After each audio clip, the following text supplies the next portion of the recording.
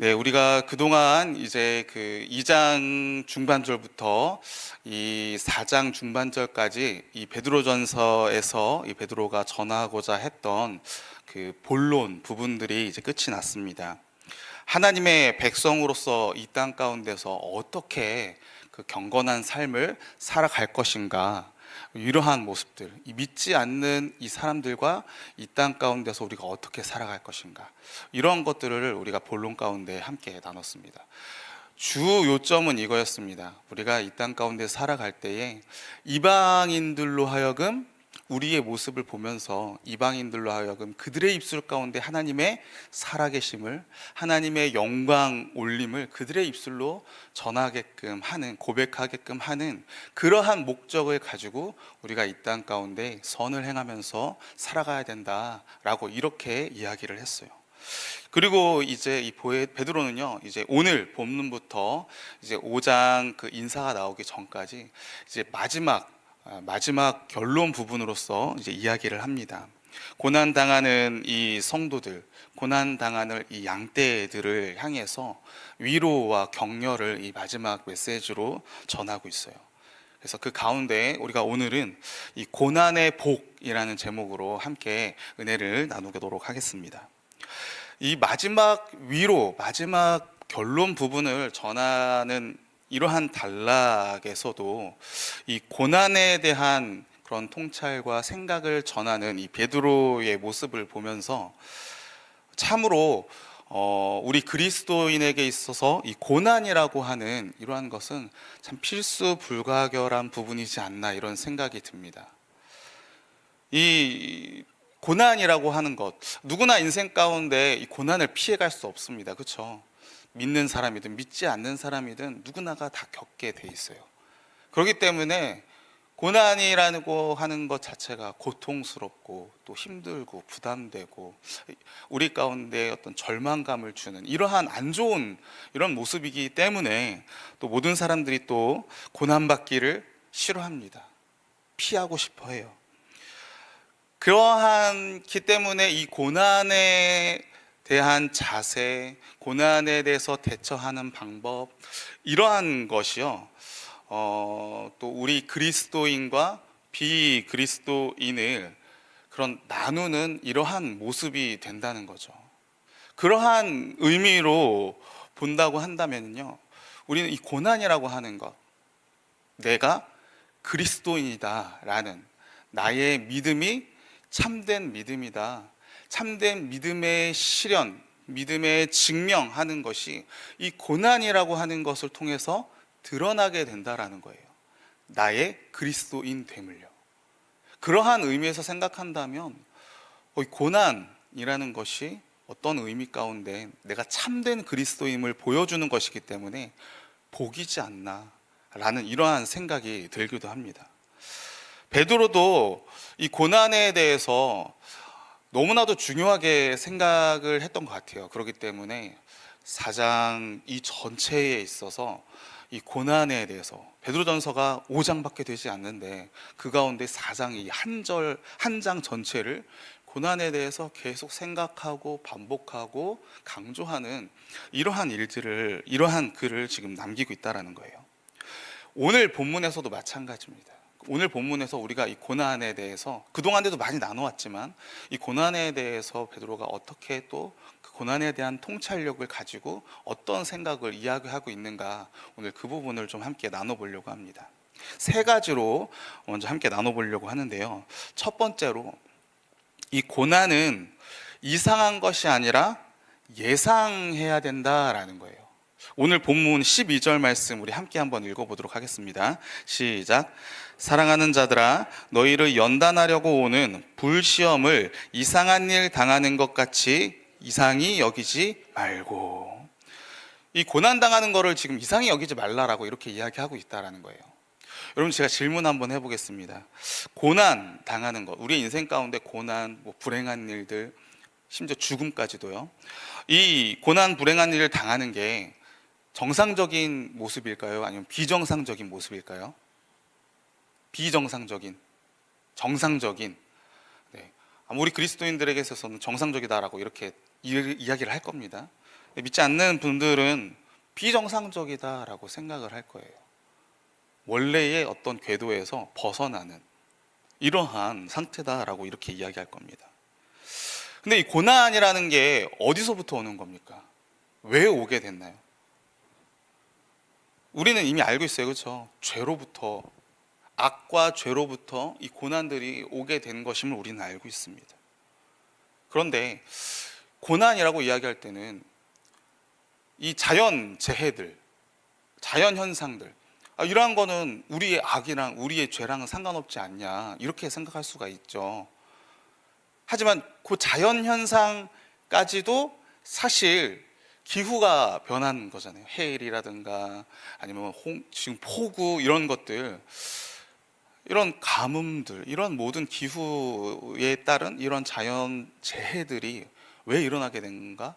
기후가 왜 변하게 되는가? 이런 것들을 하나하나 다 따져가면 사실 결국에는 우리 인간들의 그러한 무분별한 혹은 잘못된 혹은 나의 유익을 위해서 이 땅에 있는 자원들을 우리가 무분별하게 사용하는 그러한 모습 가운데 있다라는 거예요.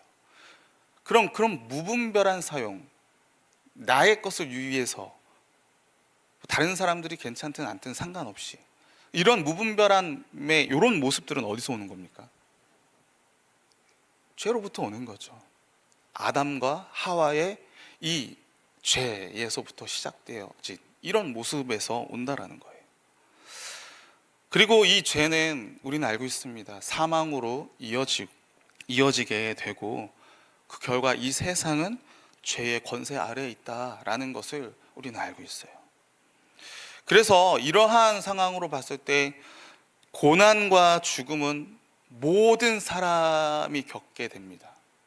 그렇기 때문에 어떤 면에서는 우리가 정상적인 상태다라고 이야기할 수 있어요. 조금 더 다른 면으로 이야기하면 이런 악과 죄가 완벽하시고 온전하신 우리 예수 그리스도를, 이 악과 죄가 예수 그리스도를 목표로 삼았습니다. 감히 그분을 시험을 했고 감히 그분을 이 십자가에 못 박히게 만들었어요. 하지만 물론 성령의 능력 가운데 이 모든 것 또한 다 하나님의 구원 계획 안에 있었고 성령의 능력으로 주님께서 부활하셔서 사단 머리에 이 사단의 머리를 깨부셨죠. 승리하셨습니다. 하지만 이 악과 죄는요, 여전히 우리 그리스도인들, 이 사단의 권세는 지속적으로 예수님의 뒤를 따르는 이 그리스도인들을 목표로 삼고 있어요. 미혹과 유혹 가운데 계속 이들을 죄악의 구렁텅이로, 죄의 권세 아래로 밀어 넣으려고 계속 유혹하고 있다는 것입니다. 그렇기 때문에 이 그리스도인들에게 있어서 고난, 특별히 불의한 고난, 주를 위한 고난은 아주 자연스러운 정상적인 상태다라는 거예요. 결코 이상한 일이 아니다. 반드시 일어나게 된다. 그러니까 우리는 예상해야 된다라는 겁니다. 예상해야 된다. 다른 말로 이야기하면 고난을 기다려야 된다라는 거예요. 기다려야 돼요, 고난을. 근데 이 말은 우리가 고난을, 이 고통을 즐기라는 것은 아니죠. 그 자체를 즐기라는 것은 아닙니다. 하지만 무조건적으로 고난은 고통이니까 피해야 된다라고 하는 이러한 발상, 이러한 우리의 본능적인 생각과 판단에서는 우리가 벗어나야 된다라는 거예요. 벗어나야 돼요. 그리고 이 고난을 통해 저와 여러분들이 이 세계에 대한 이 통찰, 그리스도에 대한 믿음의 관점에서 생각이 되는 이 세계관, 이 가치관, 이러한 것을 우리가 정립을 해야 된다는 거예요. 그냥 마냥 고난을 받아야 됩니다, 주님께서 받으라고 하셨으니까요, 이렇게 되면요 우리 마음 가운데 부담으로 오게 된다는 거예요.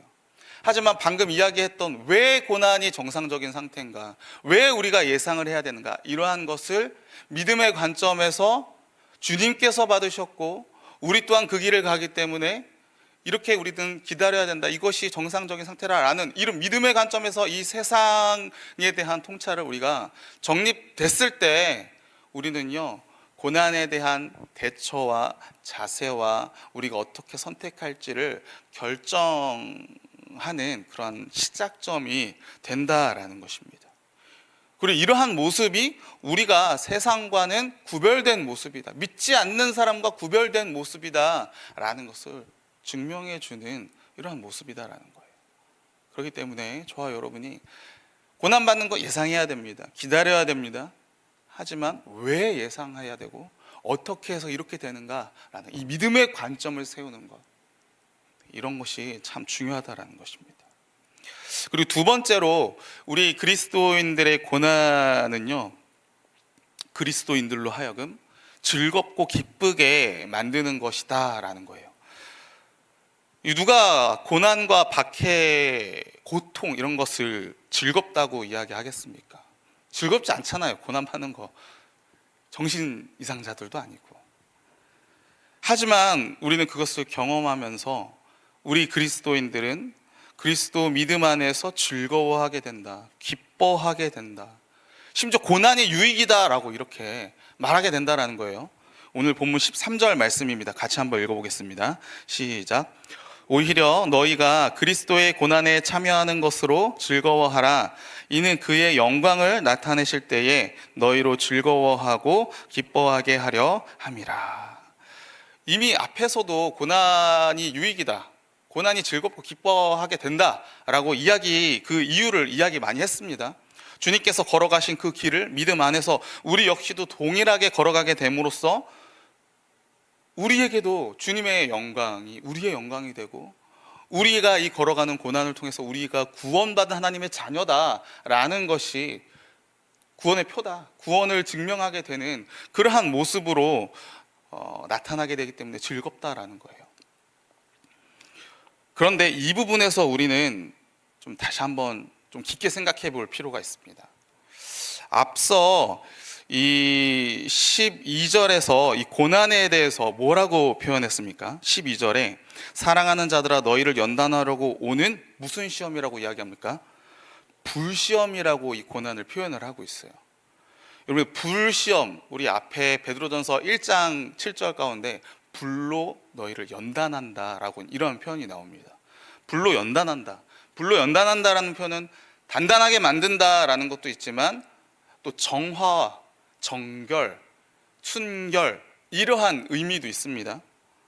그런데 이러한 표현을 우리가 좀 잘못 생각하면은요, 고난을 통해서 우리가 더 나은 사람이 된다, 고난을 통해서 우리의 어떤 고유의 능력이 잘 된다, 이렇게 생각하면 안 된다라는 거예요. 고난을 통해서 우리의 성품이 변화될 수 있습니다. 더 인내할 수 있고요, 더 참을 수 있고요, 더 희생할 수 있는 어떤 인격의 변화가 나타날 수 있어요. 그리고 우리의 믿음 역시도요, 내가 생각하기에 이 고난을 거치면서 믿음이 단단해지는 거예요. 고난을 견딜 수 있는 힘이 더 늘어나는 거예요. 그것 때문에 기쁘고 그것 때문에 즐거운 것일까요? 물론 그러한 점도 있을 겁니다. 하지만 그러한 거는요, 세상의 관점이랑 동일한 거예요. 세상 역시도 고난을 통해서 자신들의 능력, 자신들의 인품, 자신들의 나의 모든 것을 성장시키고 성숙시키는 이러한 것을 세상도 이야기를 하고 있어요. 그러면 이런 고난에 대한 유익이라고 이야기할 때, 고난을 즐거워해라라고 할 때 우리가 왜 즐거워하게 되는가? 세상과는 분명히 다를진데 그 지점은 뭐냐라는 거예요. 그게 14절 말씀입니다. 우리가 왜 즐거워하게 되는가? 우리 14절 말씀 같이 한번 읽어보겠습니다. 시작. 너희가 그리스도의 이름으로 치욕을 당하면 복 있는 자로다. 영광의 영 곧 하나님의 영이 너희 위에 계심이라. 아멘. 영광의 영, 하나님의 영이 우리 위에 계심이라 라고 이렇게 이야기합니다. 하나님의 임재를 이야기를 하고 있어요.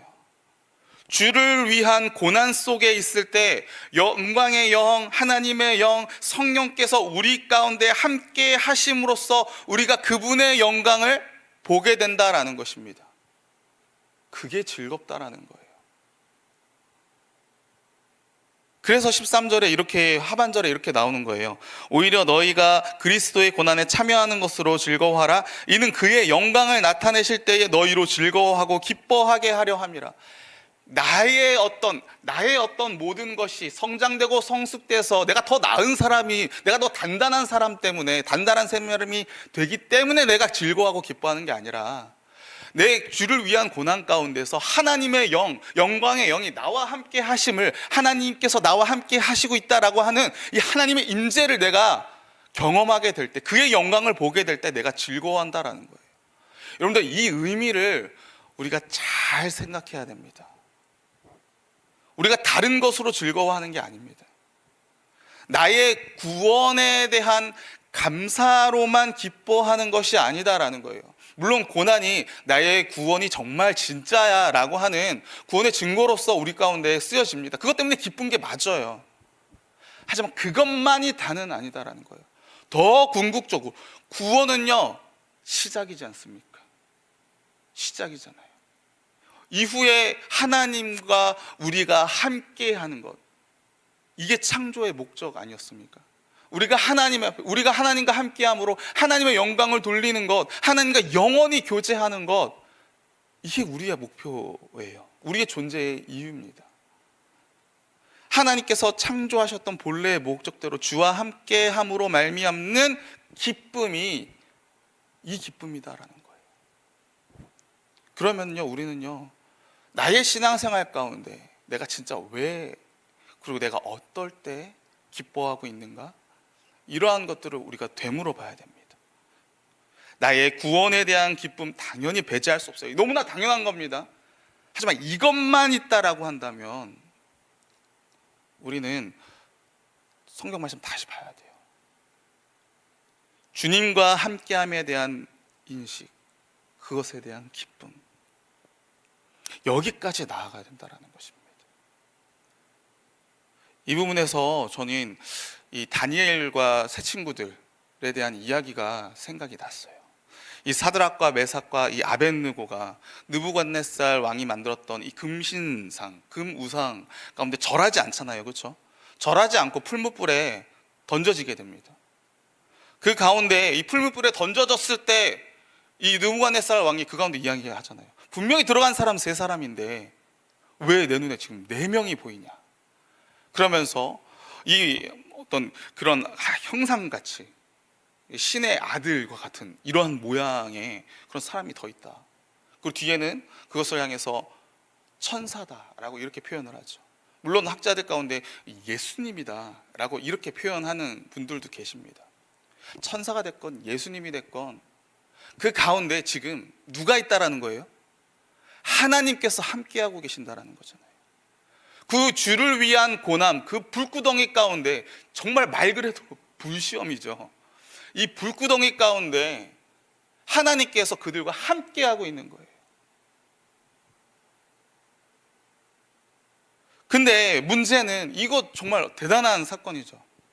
근데 그러한 가운데 그 전에 이 다니엘과 이 사드락과 메삭과 아벳느고가 왕을 향해서, 느부갓네살 왕을 향해서 어떻게 이야기를 했습니까? 제가 읽어드리겠습니다. 다니엘서 3장 17절에서 18절 말씀이에요. 왕이여, 우리가 섬기는 하나님이 계시다면 우리를 맹렬히 타는 풀무불 가운데에서 능히 건져내시겠고 왕의 손에서도 건져내시리이다. 그렇게 하지 아니하실지라도 왕이여, 우리가 왕의 신들을 섬기지도 아니하고 왕이 세우신 금신상에게 절하지도 아니할 줄을 아옵소서. 하나님께서 우리를 구원해 주실 것입니다 라고 고백하고 있어요. 그리하지 아니하실지라도 라고 이렇게 하는 이런 표현들, 이 세 명의 사람이 하나님께서 구원하시지 않을 거다라고 이렇게 믿는 게 아니잖아요, 그렇죠? 분명히 구원해 주실 걸 믿고 있습니다. 설령 하지만 내가 이 자리 가운데서 그게 이루어지지, 내가 죽을지라도 나는 하나님을 배신하지 않겠다라는 거예요. 이들이 이렇게 생각하는 이 관점, 나를 내려놓고 지금 하나님만을 생각을 하고 있는 거예요. 나의 목숨까지도 버려놓고, 나의 나됨을 죽여놓고 오직 하나님의 뜻만을 생각하고 있는 겁니다. 이게 바로 하나님의 사람의 모습인 것 같아요. 나는 죽고 예수로 사는 삶의 그런 마음가짐, 그런 세계관, 그런 가치관이라고 생각이 듭니다. 사랑하는 성도 여러분, 저와 여러분이요, 여기까지 가야 됩니다. 그리하지 아니하실지라도의 모습이 그냥 나를 내려놓는, 주님의 나라가, 하나님의 나라가 이 땅 가운데 하나님의 뜻이, 하나님의 목적이 이루어지기를 먼저 생각하고 최우선으로 생각하고 이것만을 생각하게 되는 이 모습으로 나아가게 돼야 돼요. 그게 예수님의 십자가의 모습 아니었습니까? 그게 예수 그리스도의 장성한 분량에 이르는 모습이다라는 거예요. 이게 바로 정결함과 순결함이다, 불시험이다, 불로 연단되어지는 우리의 모습이다라는 것입니다. 여러분들, 우리가 교회 밖에, 우리의 이 신앙생활 밖에 있는 이 세상의 것을 우리가 분리하고 떼어내고 그만두는 것은 쉽습니다, 사실. 물론 이것도 쉽지는 않지만 뭘 구분해야 되고 뭘 해야 되는지 구분하기가 쉬워요. 분별하기가 쉬워요. 하지만 교회 안에, 우리 신앙 안에 들어와 있는 세상에 숨어 있는 이 세상의 미혹들, 세상의 유혹들, 세상적인 관습들과 생각들, 이러한 것을 우리가 걸러내는 건 쉽지가 않습니다. 이걸 찾아야 돼요. 이걸 걸러내야 됩니다. 이런 것들 하나하나를 저희가 제거해서 정말로 순결하게 되는 그러한 모습이 있게 되길 간절히 소원합니다. 그런 관점에서 우리가 마지막 세 번째로 우리가 해야 될 것은요, 이 고난의 원인을 우리가 찾고 분별해야 된다라는 거예요. 오늘 본문 말씀 15절 말씀 우리 함께 한번 읽어보겠습니다. 시작. 너희 중에 누구든지 살인이나 도둑질이나 악행이나 남의 일을 간섭하는 자로 고난을 받지 말려니와. 이 본문 15절 말씀이 무슨 말이겠습니까? 우리 그리스도인의 고난은 내 죄로 인한 그 죄의 형벌과 같은 것이 아니다라는 거예요. 누굴 위한 고난이라고요? 주를 위한 고난입니다. 불의한 고난이에요. 불의한 고난. 내가 잘못하지 않았는데 주님을 믿고 있다라는 그 이유로 겪게 되는 그 고난이라는 거예요. 이거는요, 나의 삶의 행태를 내가 구별해야 된다라는 것입니다. 지금 내 모습이 어떤지를 내가 스스로 살펴봐야 된다라는 거예요. 그냥 그리스도인이니까 모든 것은 다 주를 위한 것이니까 라는 이런 아니라는 생각, 이런 뭉퉁거리는 생각, 이런 생각을 버리라는 것입니다. 구별해야 되는 거예요. 왜 그렇습니까?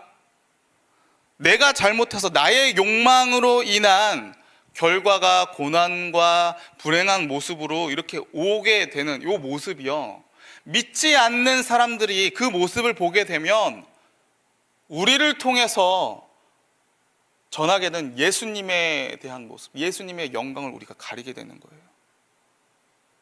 그렇기 때문에 우리가 분별해야 된다는 것입니다. 우리가 빛과 소금의 역할을 해야 되는데 그 역할에 반대되는 모습으로 가기 때문에, 그러니까 구별하라는 거예요. 구별하고 다시금 정결함의 모습으로 나아가라라는 것입니다. 여러분들, 그런데 이런 게, 이 실상 이것을 구별하는 게 참 쉽지가 않습니다. 쉽지가 않아요. 내 죄로 인한 것은요, 우리 양심이 다 알고 있습니다. 다 알고 있잖아요. 그리고 당연하잖아요. 그런데 내가 잘못하지 않았음에도 불구하고 오게 되는 고난들이 있잖아요. 불행과 사고들이 오게 됩니다. 내가 뭔가를 하지 않았음에도 불구하고요. 이런 거 있을 때 우리는요, 구별하기 쉽지 않아요. 왜냐하면 이치와 논리에 맞지 않기 때문입니다. 그렇기 때문에 우리는요, 기도해야 돼요. 그럴 때 우리 안에 내주하시는 성령님께서 우리의 양심을 통해서 말씀해 주십니다. 여러분들, 이것은요, 사실상 타인은 절대 알 수 없어요. 나만 알고 있습니다. 내 인생 가운데. 내 인생 가운데 불행한 일들이 일어나게 될 때 다른 사람들은 이게 하나님께서 이 가운데 우리를 위해 주시는 시험이다, 우리를 주시는 시험이다, 테스트다, 너의 영적 상태를 확인해봐라, 다시 정결해져라 라고 하는 이 사인은요, 나만 알 수 있어요. 다른 사람들은 몰라요. 나만 알 수 있습니다. 성령 하나님께 주시는 그 양심 가운데 나는 알고 있어요. 그렇기 때문에 우리는요, 기도해야 됩니다. 계속 나의 영적 상태가 어떤지 무수히 확인하면서 주님 앞에 나아가야 돼요. 이게 우리가 고난을 대하는 마지막 자세와 태도입니다. 그렇게 우리가 나아가게 될 때, 그리고 고난을 예상하고 고난을 기다리고 주를 위한 고난을 우리가 겪게 될 때, 우리는요 16절 말씀을 고백할 수 있게 됩니다. 우리 16절 말씀 우리 함께 한번 읽겠습니다. 시작. 만일 그리스도인으로 고난을 받으면 부끄러워하지 말고 도리어 그 이름으로 하나님께 영광을 돌리라. 아멘. 고난 겪을 때 주님이 이 고난을 이제 멈춰 주시옵소서. 주님, 고난을 제가 피해갈 수 있도록 도와주시옵소서. 기도할 수 있습니다. 하지만 이제 우리는 이 말씀을 들은 우리들은요, 이 주를 위한 고난이라고 우리 가운데 확신이 들 때는요, 주님, 이 고난 가운데 나의 믿음이 정결해지게 하시고 나의 입술 가운데 주를 향한 하나님의 영광 올리는 이 기회가 될 수 있도록 주님, 나를 사용하여 주시옵소서. 이러한 고백들이 이제는 나와야 될 줄로 믿습니다. 네, 오늘의 삶 가운데 오늘 본문은 분명하게 이야기합니다. 믿음의 눈으로 세상을 돌아보라고요. 믿음의 눈으로 나를 돌아보라고요. 그래서 주님 앞에 영광 올리는 저와 여러분의 오늘의 삶이 되기를 주님의 이름으로 축원합니다. 우리 함께 기도하겠습니다.